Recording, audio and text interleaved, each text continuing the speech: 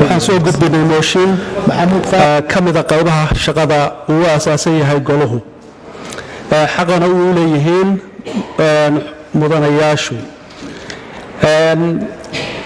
mooshinka hore waxaa weeyaan soo jeedin, waxa weeyaan ujeedo mooshin soo jeedin oo ku saabsan wax ka beddelka kaabista xeerka saddexaad ee nidaamka ururada iyo asxaabta siyaasadda, xeerka lambarkiisu yahay 14/2011 ama nambar 14/2011. annagoo ah mudanayaasha magacyadooda hoos ku magacyada iyo saxeexoodu halkan ku lifaaqan yihiin, waxaanu halkan ku soo gudbinaynaa soo jeedin mooshinka ujeedadiisu kor ku xusan tahay, annagoo cuskanayna qodobka 42 iyo ka 43 ee xorsaadka golaha wakiilada. waana sidan: markaan aragnay ahmiyadda ay leedahay in wax ka beddel iyo kaabis lagu sameeyo xeerka nidaamka ururada iyo asxaabta siyaasadda, xeer lambar 14/2011, markaan aragnay qaraarkii maxkamadda dastuuriga ahaa ee ku taariikhaysnaa 16 bishii 1aad 2022 sumadiisuna ahayd MSB/DDL/01/2022 ama 2022, gaar ahaan qodobkiisa afraad oo tilmaamayay in la kala qaado labada doorasho ee xisbiyada iyo ururada, xisbiyada/ururada iyo golayaasha deegaanka, iyo qodobka 6aad ee qaraarka oo faraya hay-adda ay khusayso inay u hoggaansamaan dastuurka jamhuuriyadda Somalilan iyo xeerarka kale ee dalka iyo xeerka doorashooyinkaba. annaga oo maanka ku hayna qodobka 74 farqadiisa 2 xarfihiisa ba, ta iyo ja ee dastuurka oo jideeyey sida mashruuc sharci oo noqon kara curin xeer cusub ama soo jeedin wax ka beddel ama kaabis xeer dhaqangal ah sida loo soo bandhigi karo, iyo qodobka 42 farqadiisa 1 2 8 qodobka 43 farqadiisa 3 xubintiisa ta ee xorsaadka golaha wakiilada, xeer lambar 01/2021. haddaba si loo fuliyo qaraarka maxkamadda dastuuriga ah loona waafajiyo qaraarkeeda xeerkan dalka, waxaan halkan idinkula wadaagaynaa lifaaqa soo jeedinta wax ka beddelka kaabista xeerka nidaamka ururada iyo asxaabta, xeer lambar 14/2021.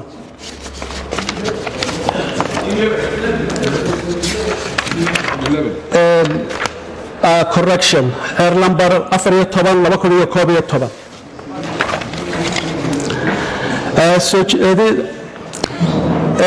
qodobka koowaad erebixinta farqada koowaad waxay u dhignay sidan: urur siyaasadeed waxaa loola jeedaa koox muwaadiniin ah oo wadaaga fikir siyaasadeed oo isu diiwaan geliya urur ahaan si ay u qabtaan doorashooyinka golayaasha deegaanka ka hor inta aan loo aqoonsan xisbi qaran.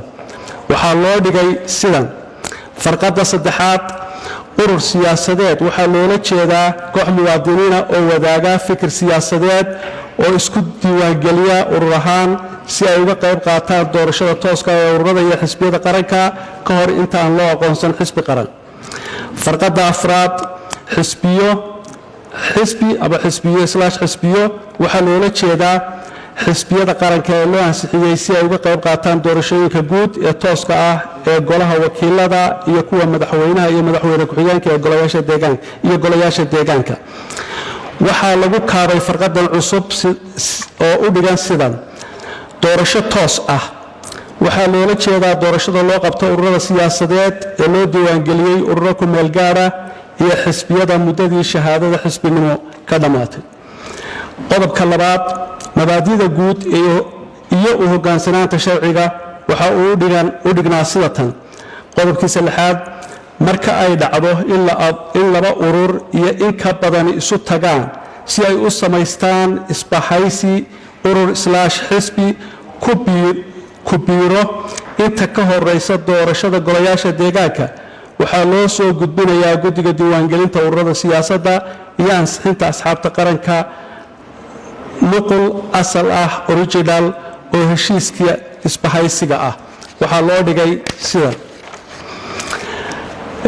number 6 markan ay dhacdo in laba urur iyo in ka badan isu tagaan si ay u sameeyaan isbahaysi urur/xisbi ku biira inta ka horeysa doorashada madaxtooyada waxaa loo soo gudbinayaa guddiga diiwaangelinta ururada siyaasadda iyo ansixinta asxaabta qaranka nuqulka asalka original oo ah heshiiska isbahaysiga. qodobka 4 codsiyada diiwaangelinta iyo qorshaha araajida waxa uu dhignaa sida tan. qodobka 3 xarafkiisa S muddada liisanka ee xisbi qaran waa 10 sano oo ka bilaabanaysa taariikhda liisanka la siiyey. waxaa loo dhigayaa sidan xarafka 3 qodobkiisa S muddada liisanka ee xisbi qaran waa marka ay u wada buuxsamaan jiritaanka muddo dhan 10 sano iyo helitaanka fursad ay ka qaybgalka laba kal doorasho. ereygana waa in lagu daro kuwa la macnaynayo ama erey bixinta xeerka isagoo ah waa wadarta doorashooyinka ee loo gelayo xilalka 5 sano ee dastuurka ama xeerka baarlamaanku jideeyey oo ka bilaabanaysa taariikhda liisanka la siiyey. waxaa lagu kordhinayaa laba farqadood oo kale ah. number 4 xisbiyada hore ugu helay ruqsadda si waafaqsan xeerka 14/2011 marka ay dhammaato muddaxileedkoodii ahaa 10 sano si waafaqsan xeerkaasi iyagana waxaa loo raacayaa isla farqadda qodobkan farqadiisa 3 S inta ay hirgelayso ka qaybgalka labada doorasho ee madaxtooyo si waafaqsan ruuxda iyo qasadka loogu ekeeyey muddaxileedka xisbiyada oo ah 10 sano. qodobka 5 xisbiyada qaran iyo ururada ku meel gaarka ah waxa uu u dhignaa sida tan.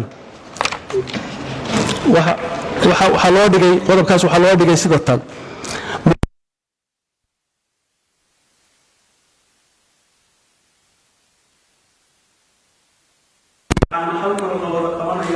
doorashada ururada/xisbiyada iyo doorashada madaxweynaha iyo ku-xigeenka waxaa lagu daray farqada cusub oo u dhiganta sida kordhin kasta oo ku timaada muddaxileedka madaxtooyada waxaa iyana la kordhinayaa xisbiyada qaranka ee hadda jira ilaa inta laga gaarayo doorashooyin isku sidka.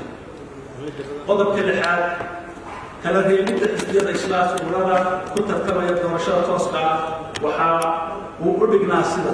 number 1 3 xisbi urur doorashooyinka dowladda hoose oo helay 20% codadka gobol kasta ayaa loo aqoonsanayaa xisbi qaran lana siinayaa shahaadada aqoonsiga xisbiga. haddii hal xisbi oo keliya ku guulaysto doorashada oo uu helo 20 codadka gobol kasta guddigu waxay u aqoonsanayaan xisbi qaran isagoo oo labada xisbi ee ku xigana ee sugeynta codadka boqolleydaana loo aqoonsanayo. haddii ay si isla ekaato tirada boqolleyda gobollada ee laba urur ama ka badan waxaa loo kala saarayaa sida ay u kala bataan tirada guud ee codadkooda. qodobka 4 haddii urur siyaasadeed midna gaari waayo 20% waxay guddigu u aqoonsanayaan xisbi qaran 3 xisbi ee ugu tirada badan codadka doorashooyinka boqolleyda gobollada dalka. 10 sannadoodba mar baa la abuuri karaa urur siyaasadeed si waafaqsan xeerkan. hase ahaatee waa in urur siyaasadeed la abuuraa ugu yaraan 6 bilood ka hor maalinta la qabanayo doorashooyinka golayaasha deegaanka. waxaa loo dhigay sida tan. 3 xisbi/urur doorashada tooska ah ka hela 20% codadka gobol kasta ayaa loo aqoonsanayaa xisbi qaran lana siinayaa shahaadada aqoonsiga xisbi. haddii hal xisbi oo keliya ku guulaysto doorashada oo uu helo 20% codadka gobol kasta guddidu waxay u aqoonsan doontaa xisbi. qodobka 1 baa wax laga bedelay iyo qodobka 5 oo odhanaya 10 sannadoodba mar baa la abuuri karaa urur siyaasadeed si waafaqsan xeerka.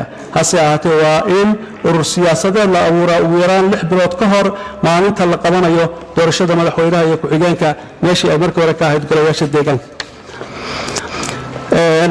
shakhsiyadda qaanuunka ee xisbiyada waxa uu u dhignaa sida tan.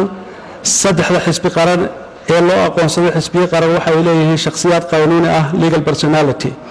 xisbiyada siyaasaddu waxay xaq u leeyihiin inay ku tartamaan doorashooyinka deegaanka soo socda, hase yeeshee waa in guddiga diiwaangelintu u soo gudbiyaa waxyaalahan: magaca xisbiga oo dhammaystiran, ujeedooyinka xisbiga, qaabdhismeedka xisbiga iyo waxyaalaha uu ka kooban yahay, xarunta dhexe xisbiga oo ah Somalilan gudaheeda, qaabka lagu soo doorto oo lagu bedeli karo muddada xilka mas'uuliyiinta xisbiga, shuruudaha xubinta lagu noqon karo iyo sababaha lagu waayi karo iscasilaadda xubinta ama mas'uulka. qodobka ugu dambeeya kaas wuxuu qodobo khuseeya sida xeer hoosaadka xisbiga lagu bedeli karo. waxaa loo dhigay sida tan: waxa ka bedel lagu sameeyey qodobka labaad oo odhanaya xisbiyada siyaasaddu waxay xaq u leeyihiin inay u tartamaan doorashooyinka madaxweynaha iyo ku-xigeenka ee soo socda, hase yeeshee waa in guddiga diiwaangelintu u soo gudbiyaan waxyaalahan. qaybihii hore looga baahday oo dhan baa la taxay. qodobka 11aad musharaxiinta u tartamaya doorashooyinka tooska golaha ee golayaasha qaranka waxa uu dhignaa sidan: qof kasta oo muwaadin Somaliland ahi wuxuu xaq u leeyahay in la doorto uu waxna doorto, hase yeeshee waxaa musharax noqon kara muwaadin Somaliland xisbina soo sharaxay buuxiyana shuruudaha xeerku jideeyey. ma bannaana in musharax madax bannaan oo aan magac xisbi wadanin isu soo sharaxo. guddiga fulinta ee xisbiyada ayaa soo magacaabaya musharaxiinta uga qaybgelaya doorashooyinka golayaasha wakiilada. guddiga xisbi ee gobol kasta ayaa soo magacaabaya musharaxiinta xeerka degmooyinka. mar kasta oo la furayo tartan ururada siyaasadda ee gobollada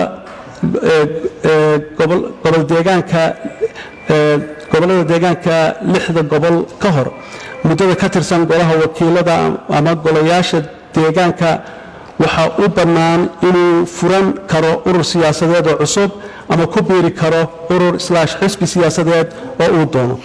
waxaa loo dhigay sida tan: waxaa la bedelay qodobka 4aad oo odhanaya mar kasta oo la furayo tartanka ururada siyaasadda ee tooska ah 6 bilood ka hor mudanaha ka tirsan golaha wakiilada ama golayaasha deegaanka waxaa u bannaan inuu furan karo urur siyaasadeed oo cusub ama uu ku biiri karo urur/xisbi siyaasadeed uu doono.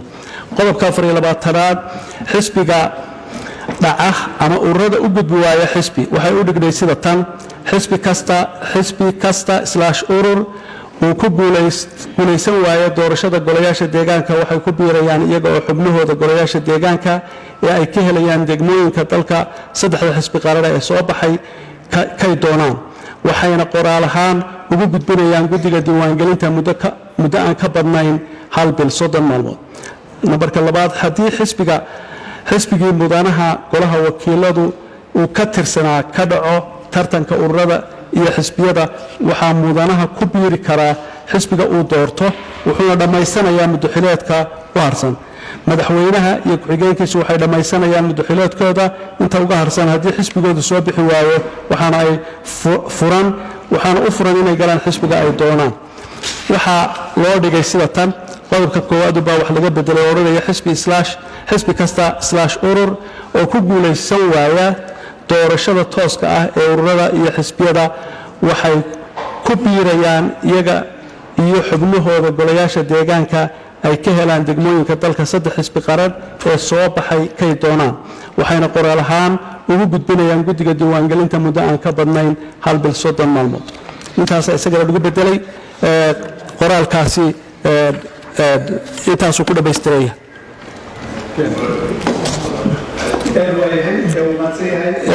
akhrinta labaad waxaan u banaynayaa mudanaha inuu akhriyo.